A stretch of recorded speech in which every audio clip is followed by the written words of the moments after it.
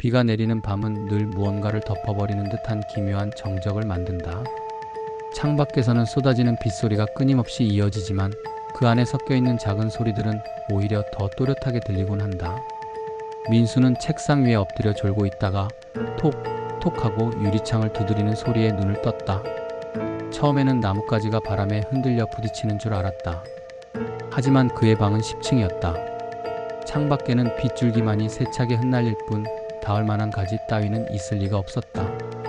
그는 귀를 기울였다. 톡 일정한 간격으로 마치 의도적으로 누군가 신호를 보내듯 유리창이 울렸다. 민수는 불안한 마음에 창문 쪽으로 다가갔지만 바깥은 어두운 하늘과 비에 젖은 회색 건물들만 보였다. 유리창에는 빗물이 줄줄 흘러내려 형체를 알아볼 수 없었다. 고개를 갸웃하던 민수는 다시 책상으로 돌아가려 했으나 문득 창에 남은 자국이 눈에 들어왔다. 손바닥 크기의 희미한 자국이 물기와 섞여 뚜렷하게 새겨져 있었다. 그것은 분명히 사람의 손자국이었다. 그는 순간 숨이 막히는 듯한 느낌을 받았다. 손자국은 방 안에서 찍힌 것이 아니라 바깥에서 찍힌 듯 보였다. 이 높이에서 빗속에서 누가 어떻게 저 자리에 손을 댔단 말인가. 민수는 자신이 착각하고 있다고 애써 합리화하며 커튼을 쳤다. 하지만 마음속 불안은 가시지 않았다. 다음날 아침 그는 습관처럼 커튼을 걷었다가 또다시 얼어붙었다. 밤새 빗물이 씻어내렸을 법한데도 유리창 한쪽에는 손자국이 더욱 선명해져 있었다. 게다가 이번에는 한 개가 아니라 여러 개였다. 마치 여러 사람이 동시에 창문을 두드린 것처럼 겹겹이 찍혀 있었다. 민수는 급히 창문을 닦아내며 손바닥을 대봤지만 자신의 것과는 크기도 모양도 맞지 않았다. 며칠이 흘렀다. 비는 연일 내렸고 그때마다 창문 두드리는 소리는 이어졌다. 민수는 점점 잠을 이루지 못했다.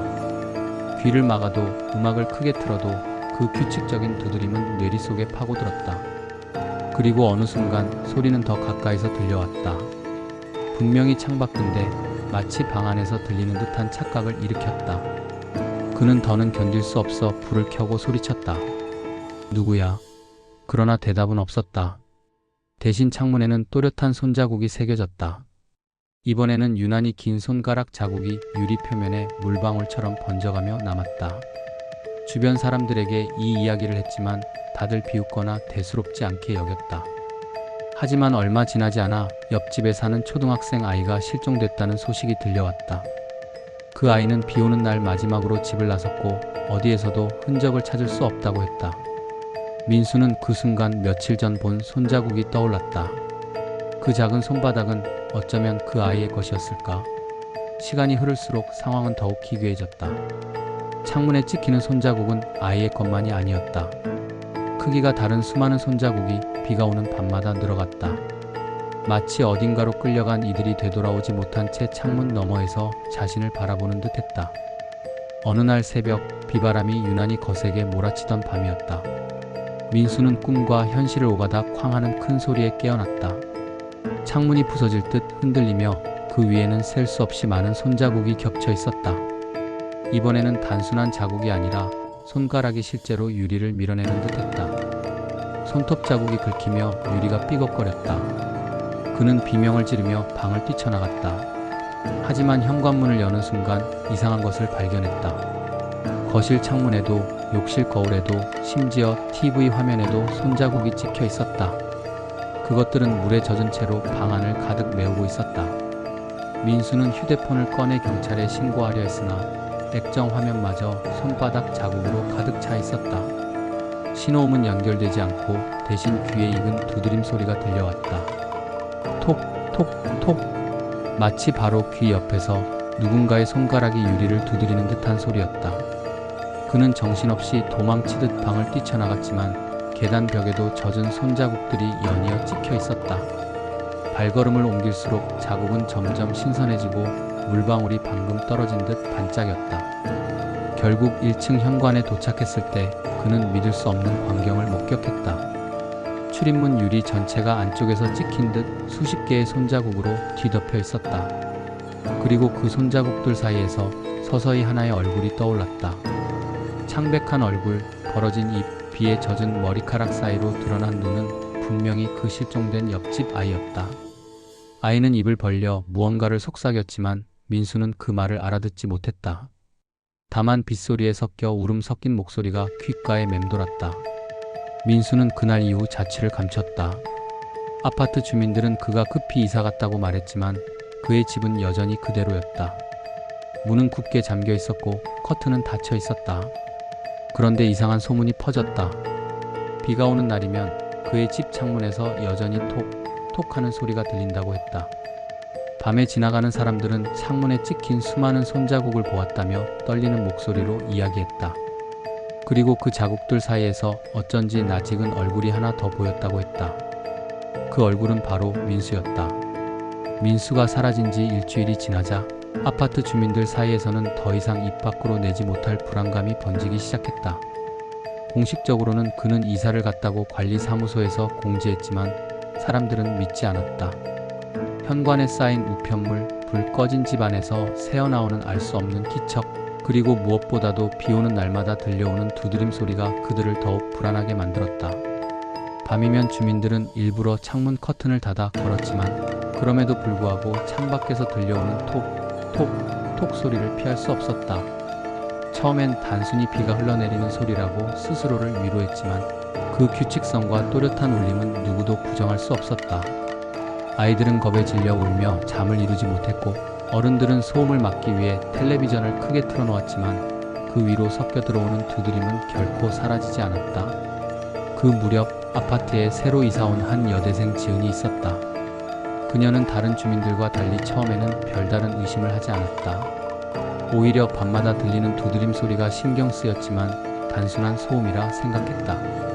하지만 어느 날 그녀는 우연히 창문에 찍힌 손자국을 보게 되었다. 그것은 분명 비가 흘러내리며 생긴 무늬가 아니었다. 손가락 마디가 또렷하게 보였고 그 안쪽에는 마치 유리에 눌린 살의 흔적까지도 남아있었다. 지은은 오싹한 기분을 떨치려 창문을 닦아냈다. 그러나 다음날 아침 더 많은 자국이 생겨 있었다. 마치 어젯밤 지은이의 행동에 반응하듯 유리창 전체가 손바닥으로 뒤덮인 듯했다. 놀란 그녀는 관리사무소에 신고했지만 돌아온 대답은 그 집은 원래 좀 이상하다는 말뿐이었다. 지은은 그날 이후로 두드림에 집착하기 시작했다. 이어폰을 끼고 음악을 틀어도 TV를 켜놓아도 소리는 머릿속으로 스며들었다. 마치 두개골을 두드리는 듯한 톡 소리는 점점 더 크게 들렸다. 그녀는 잠을 이루지 못했고 식사조차 거를 정도로 신경이 예민해졌다. 결국 지은은 참다 못해 민수가 살던 집을 찾아갔다. 문은 굳게 잠겨 있었지만 문틈 사이로 젖은 손자국이 바닥까지 이어져 있었다.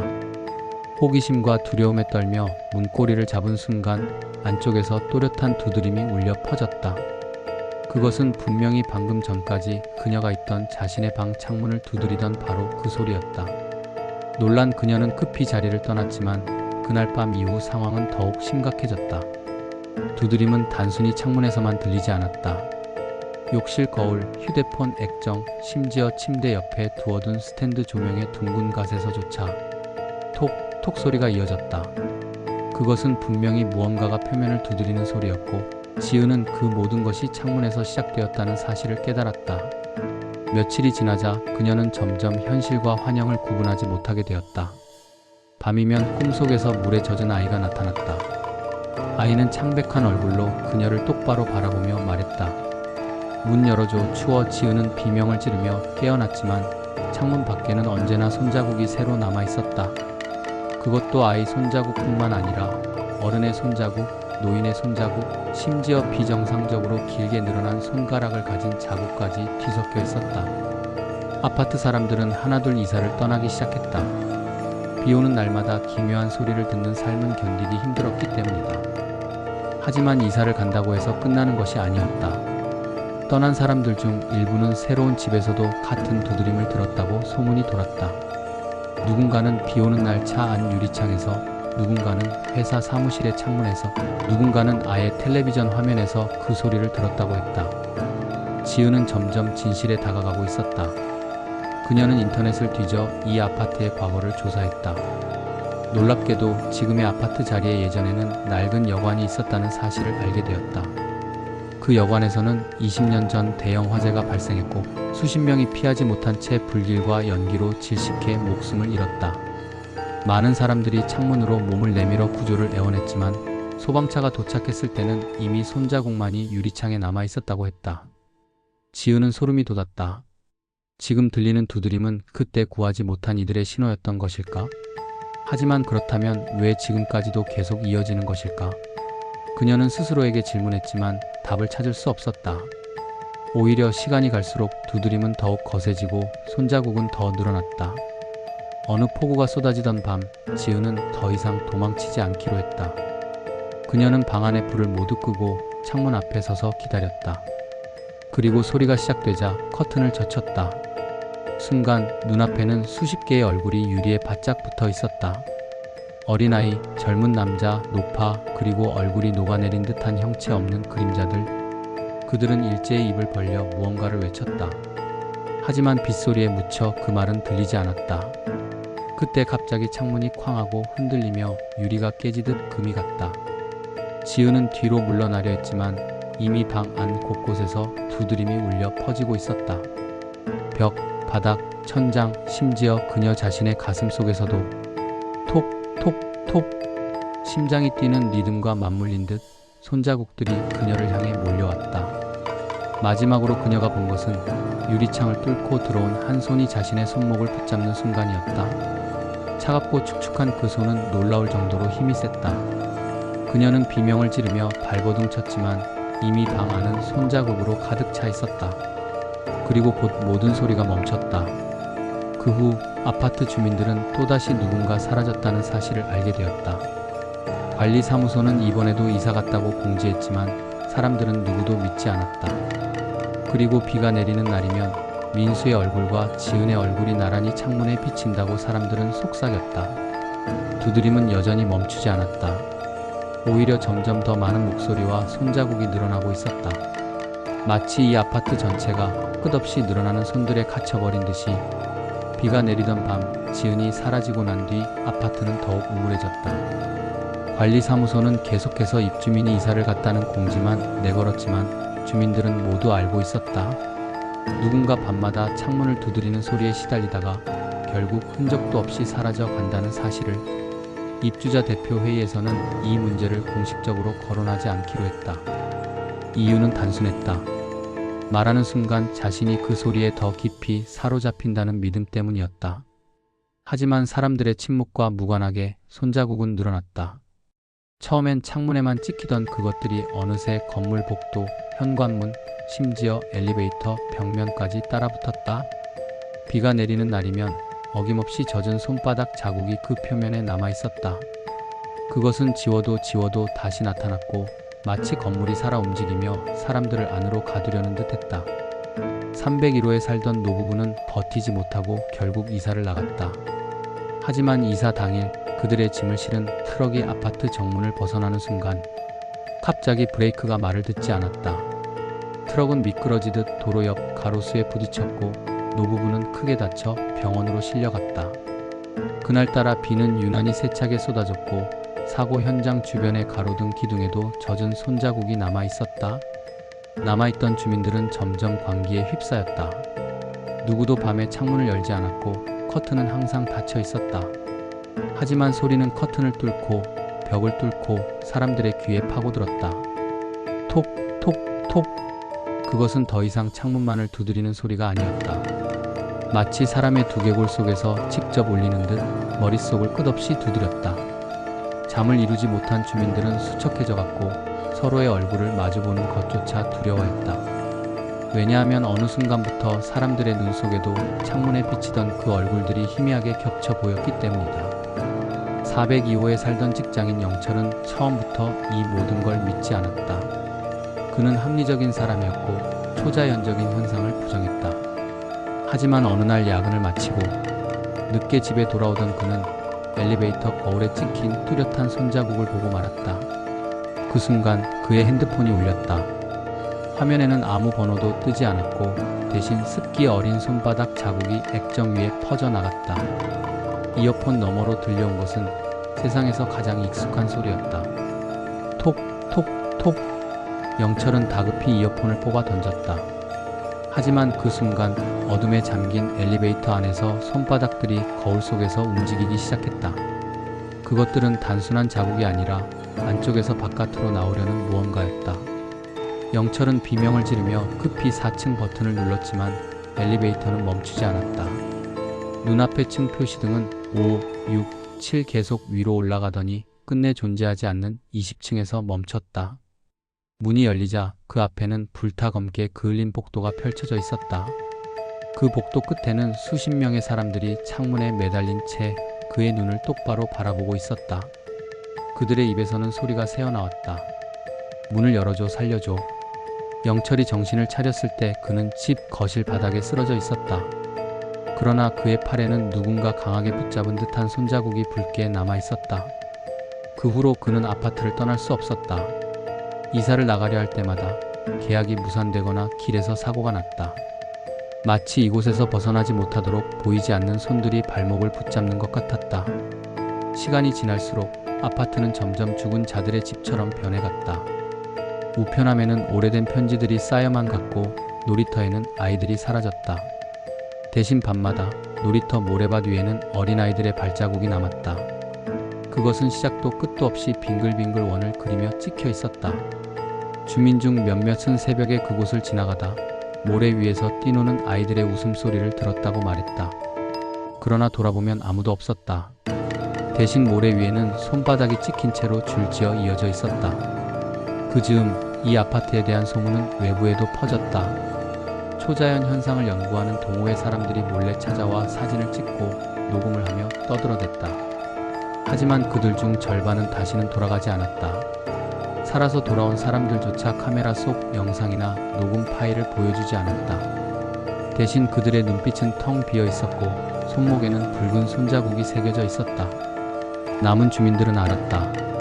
이 아파트는 단순히 귀신이 출몰하는 곳이 아니라 이미 이 세상과 저 세상을 잇는 문이 되어버렸다는 것을. 비가 내리는 날이면 그 문이 열리고 저편의 것들이 이곳으로 스며들어 오는 것이었다. 두드림은 단순한 신호가 아니라 누군가를 끌어내기 위한 초대장이었다. 어느 폭우가 쏟아지던 여름밤 아파트 전체가 흔들리듯 울렸다. 창문은 안팎에서 동시에 두드려졌고 벽지는 속에서부터 불룩불룩 솟아오르며 사람의 손 모양을 드러냈다. 천장에서 흘러내린 물줄기는 사람의 울음소리처럼 들렸다. 그리고 그날 이후 주민 대다수가 자취를 감췄다. 관리사무소는 끝내 문을 닫았고 아파트는 흉가처럼 방치되었다. 하지만 비 오는 날이면 그곳을 지나가는 사람들은 똑같은 증언을 했다. 빈 아파트 창문마다 수많은 얼굴들이 바짝 붙어 있었고 창문 전체가 두드려지는 소리가 들렸다고. 어떤 사람은 너무 가까이 다가갔다가 창문에 찍힌 얼굴 속에서 자기 얼굴을 발견했다고 했다.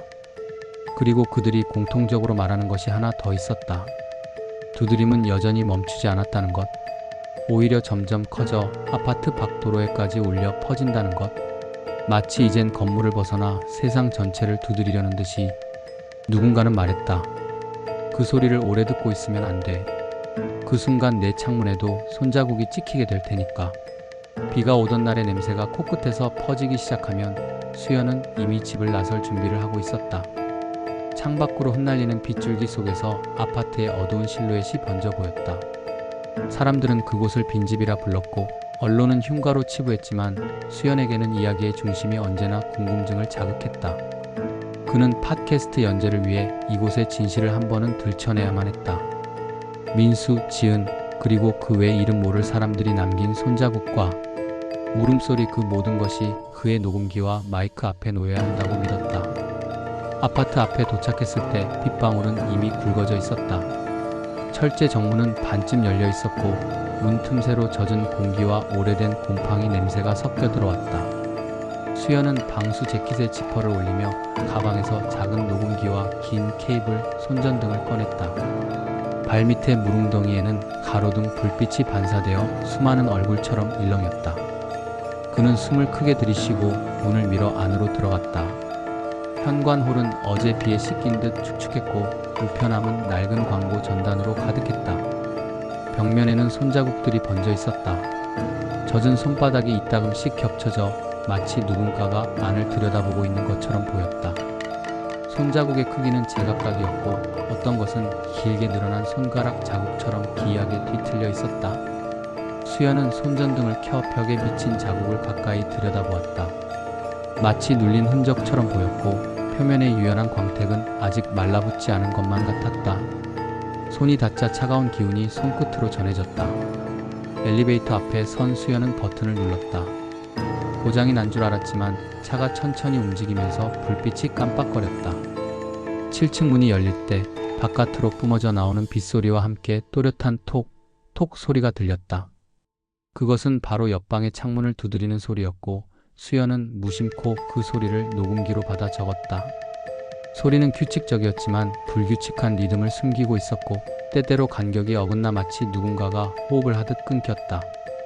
수연은 307호 문 앞에 서서 숨을 고르고 초인종을 눌렀다. 초인종은 울리지 않았다.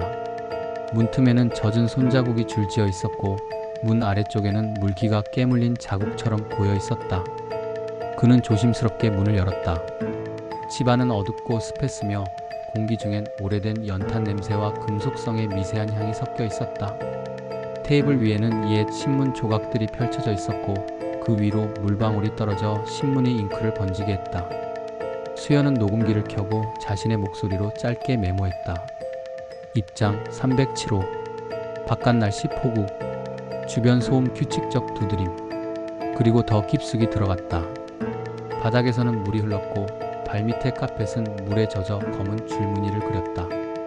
거실 창문은 커튼이 쳐져 있어 안이 어두웠지만 유리에 남은 자국들은 마치 수십 개의 손이 안쪽에서 밖으로 무언가를 애원하듯 밀고 있는 것 같았다. 수연은 카메라를 꺼 셔터를 몇 번 눌렀다. 플래시는 유리 표면에 비친 얼굴들을 순간적으로 드러냈고 그 속에는 기대하지 않았던 장면들이 있었다. 그중 하나는 어린아이의 얼굴이었다. 물에 젖은 머리카락이 이마에 달라붙어 있었고 눈은 이미 굳어 있었지만 입은 막 무엇을 말하려는 듯 반쯤 열려 있었다. 그 얼굴은 창문에 너무 가까이 붙어 있어 마치 유리에 눌려 호흡을 멈춘 사람처럼 보였다. 수연은 카메라를 내린 채 어지러움을 느꼈다. 이곳이 정말로 과거의 사고와 연관된 장소인지 아니면 그의 눈이 장난을 치는 것인지 판단하기 어려웠다. 그날 밤 그는 주민 한 명을 만났다. 복도 끝쪽에 서 있던 노인은 멀리서 그를 보고 다가왔다. 노인은 옛날에 이 건물 근처에서 장사를 했었다고 했다. 그의 목소리는 낮게 떨렸고 비에 젖은 채모처럼 머리칼이 듬성듬성했다. 그날 밤엔 문이 닫혔지. 사람들이 창문으로 몸을 내밀었고 손자국만 남았어. 누구도 못 도왔지. 그 소리는 아직도 그때 그 사람들의 소리야. 노인은 말을 멈추고 오래전 기억을 더듬었다. 그의 손엔 오래된 성냥갑만 남아 있었고 성냥갑 속엔 한 장의 사진이 접혀 있었다. 사진에는 한 무리의 사람들이 환하게 웃고 있었다. 한가운데서 사진을 보고 있던 사람의 손등에는 어린아이의 낙서 같은 자국이 있었다. 수연은 그 성냥갑을 빌려 사진을 자세히 보았다. 사진 뒷면에는 붉은 펜으로 날짜와 장소 그리고 짧은 메모가 적혀 있었다. 그 여관 1999년 6월 12일 마지막 날. 메모 아래에는 더 이상 읽히지 않는 낙서처럼 몇 개의 단어가 번져 있었다. 문 닫혔다. 불그는 사진을 카메라로 찍어 녹음기와 함께 저장했다. 이 기록은 그의 팟캐스트 에피소드를 위해 꼭 필요했다. 다음 날 수연은 더 계획적으로 움직였다. 그는 음향 장비를 챙겨 전문가 한 명을 불렀다. 음향 엔지니어인 준호는 주파수 분석기로 소리를 시각화해보면 톡의 숨은 패턴을 찾을 수 있을 것이라 말했다. 준호는 목소리가 떨리면서도 프로 장비를 설치해 녹음을 시작했다.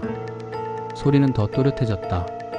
마이크는 그 규칙적 두드림 속에서 미세한 파형의 변주를 포착했다.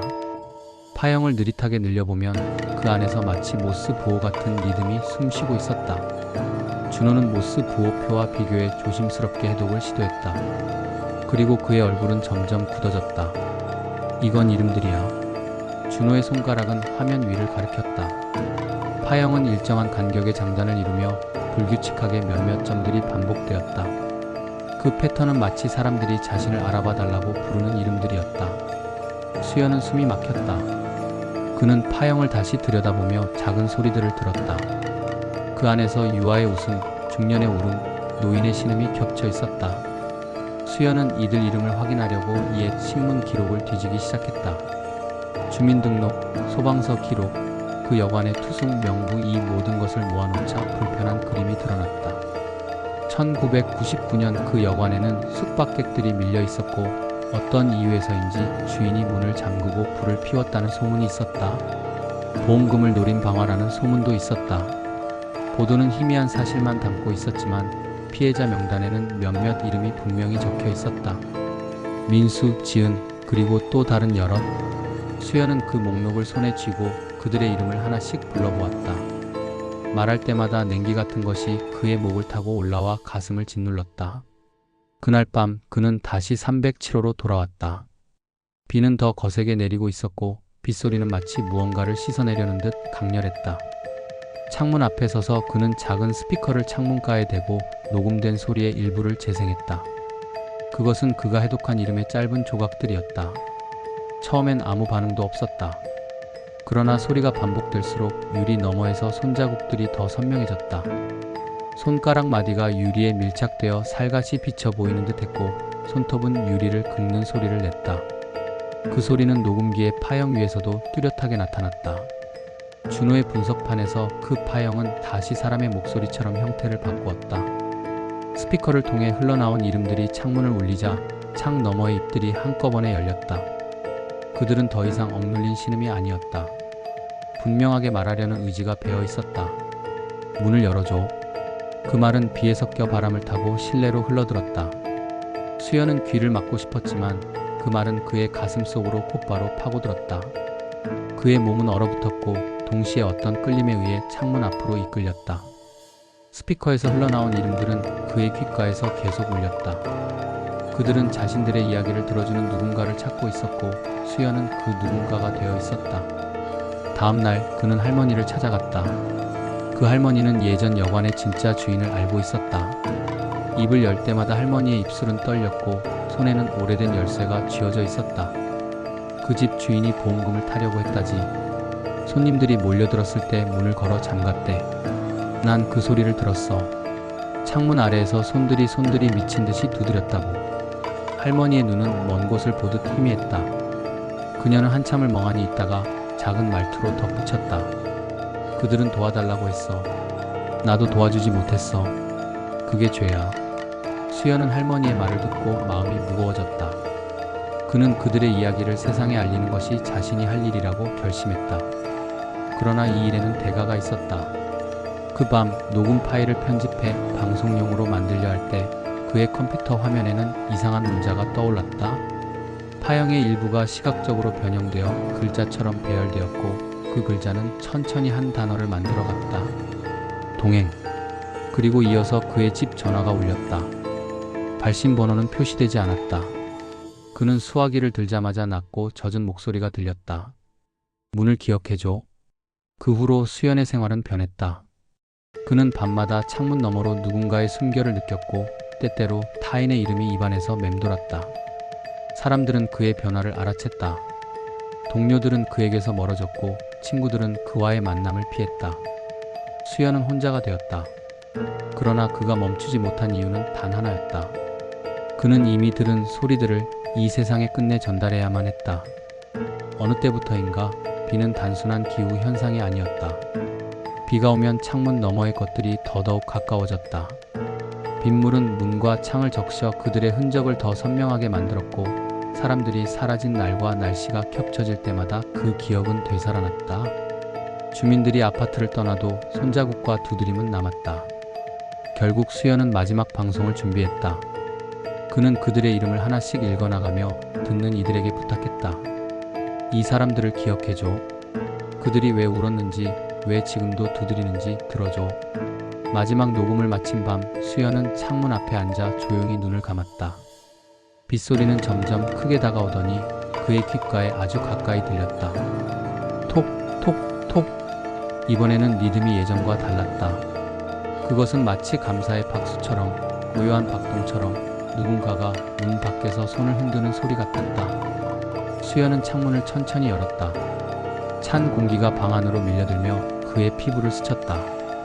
유리 너머에서 수많은 손들이 모여 그의 얼굴을 비추었다. 그들은 더 이상 비명도 아니었고 애원도 아니었다. 그들은 단지 있었다. 수연은 숨을 고른 뒤 마지막으로 그들에게 말했다.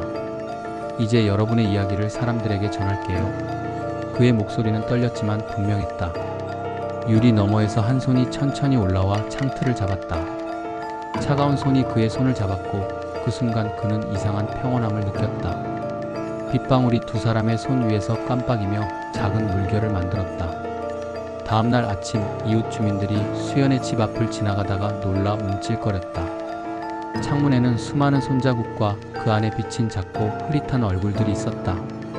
주민들은 수화기를 들고 경찰에 신고했지만 출동한 경찰관들조차 그 집엔 아무도 없다는 보고를 했다. 수연의 자리에는 녹음기와 편집된 파일들이 남아 있었고 파일의 마지막에는 그가 남긴 목소리가 있었다. 기억해줘. 그날의 이름들을 그리고 그 파일의 마지막 백그라운드에는 이제는 다른 무엇으로 들리는 소리가 잔잔히 깔려 있었다. 톡, 톡이 아니라 누구의 박수인지 모를 가늘고 오래된 박동 소리. 사람들은 말하곤 했다. 그날 이후로 그 건물 앞을 지나는 사람은 자신도 모르게 손을 문 쪽으로 뻗는다고. 마치 누군가가 오래전부터 기다리고 있어서 그 손을 맞잡아주기 위해서. 그리고 비가 내리는 밤이면 멀리서도 들려왔다. 더 이상 특정 건물 안에서만 울리지 않았다. 그것은 창문이든 자동차 유리든 심지어 사람의 전화기 화면이든 어디서든 나타났다. 손자국은 번져갔고 이름들은 잊히지 않았다. 누군가는 그 소리를 악몽이라 했고 누군가는 위로라 불렀다. 수연의 마지막 파일은 인터넷에 퍼졌다. 사람들은 듣고 울고 잊지 않으려 애썼다. 그러나 또 다른 이들은 그 파일을 다운받아 반복해서 틀었다. 누군가는 거기서 위안을, 누군가는 궁금증을 찾았다. 그리고 어느 비오는 밤 누군가의 창문에 새로운 손자국이 남았을 때 그들은 또 하나의 이야기가 시작되었음을 알게 되었다. 손자국은 이제 기록이 되었고 기억은 계속해서 누군가에 의해 이어졌다. 비는 계속 왔다. 그리고 그 소리는 아직도 멈추지 않았다. 비가 그치지 않는 날이었다. 새벽부터 끝없이 퍼붓는 빗줄기 속에서 사람들은 어느새 모여들었다. 누군가는 소문을 따라, 누군가는 호기심으로, 누군가는 죄책감으로. 수연의 파일이 퍼진 뒤로 SNS에는 밤마다 창문 너머로 보인 얼굴들의 화면이 떠돌았고 듣는 이들은 이름을 기억하라고 외치는 그의 마지막 목소리를 되풀이해 들었다. 그 목소리가 사람들을 움직였고 오늘 밤 이곳에 모인 이들은 저마다의 이유로 손에 촛불 하나, 비닐로 감싼 오래된 사진 한 장, 작게 접은 신문 조각을 들고 있었다. 모두가 같은 것 하나를 원했다. 끝내 길게 울리던 톡을 멈추게 하고 싶었다. 아파트 앞 작은 광장은 젖은 콘크리트와 진흙 냄새로 가득했다. 우산 속 빗물은 불빛에 반사되어 일렁였고 사람들 사이로 가느다란 숨결과 떨리는 입술 소리만이 섞였다. 주최자는 없었다. 대신 누군가가 소리내어 수연이 남긴 이름 목록을 불러보자고 제안했고 그것이 시작이 되었다. 처음에는 망설임이 있었지만 곧 옆 사람의 목소리가 이어졌다. 민수, 지은, 다영. 이름들이 촛불빛 아래에서 하나씩 놓였다. 말하는 순간 비가 더욱 굵어졌다. 창문 쪽으로 시선이 몰리자 유리 표면에는 불과 몇 초 사이에 손자국이 하나둘 떠올랐다. 손금의 굵기, 손가락의 각도, 눌림의 깊이까지 모두 달랐다. 어떤 것은 아이의 작은 자국처럼, 어떤 것은 단단히 움켜진 어른의 자국처럼 보였다. 한 사람이 천천히 그들의 이름을 읽어나갈 때마다 바람이 바뀌었다. 촛불에 불꽃이 끌려가듯 흔들리며 소리의 결을 따라 움직였고 공기 중의 온도는 눈에 띄게 내려갔다. 창문 너머의 자국들이 급속히 짙어지며 어제까지 보이지 않던 얼굴의 일부가 드러났다.